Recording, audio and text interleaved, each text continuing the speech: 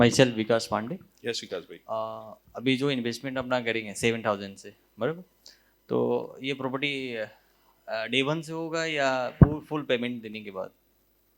એટલે તમે આજે 10,000 રૂપિયા આપો તે પ્રોપર્ટી તમારા નામે થશે કે નહીં એવું તમે કહો છો, રાઈટ? हाँ। Right.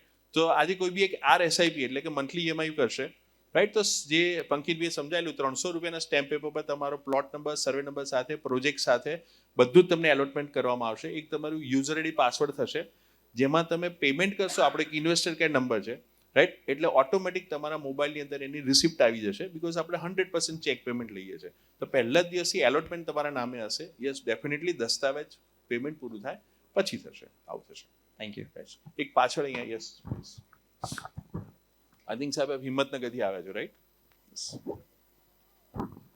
Yes sir, so good evening sir. Good evening. Sir મારો ક્વેશ્ચન એ હતો સર કે ઓલરેડી સપોઝ કોઈ પણ પાર્ટી છે, કોઈ પણ પાર્ટી પોતાના બજેટ પ્રમાણે ચાલતી હોય છે, રાઈટ?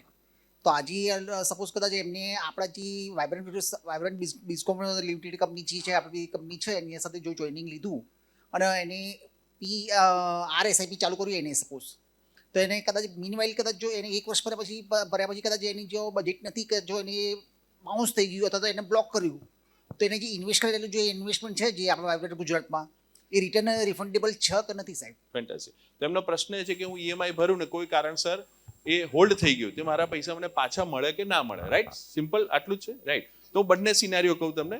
તમે ઇન્વેસ્ટ કર્યું અને તમને એવું થાય કે મારે એક્સ્ટ્રા પૈસા ભરવા છે, રાઈટ? 50,000થી વધારે તમારે કરવા છે, તો કંપની તમને 10% બેનિફિટ આપશે અને જે 100 મહિનાના EMI છે એ તમે 2-3 વર્ષમાં અથવા તો તમારી સગવડ પ્રમાણે કમ્પ્લીટ કરી શકશો, રાઈટ? આથી પોઝિટિવ સાઈડ. હવે બીજી સાઈડ કે હું કોઈ વ્યક્તિ છે કે જે ભરવાની કમ્ફર્ટ લેવલમાં નથી કોઈ પણ કારણસર, રાઈટ? તે મારા એક્ઝામ્પલ 1 લાખ રૂપિયા ભરેલા છે ને હવે હું કોઈ એવી પરિસ્થિતિમાં છું આગળ નથી ભરી શકું, તો મારે શું કરવાનું? પૈસા પાછા મળશે તો નહીં મળે, તો પૈસા જતા રહેશે, નહીં જતા રહે. પબ્લિક લિમિટેડ કંપની છે, કંપનીનું એક ડિપોઝિટરી અકાઉન્ટ હોય, એમાં તમારા જેટલું પણ ભરેલા પૈસા છે એમાં ટ્રાન્સફર થશે, ડિપોઝિટ તરીકે ટ્રાન્સફર થશે.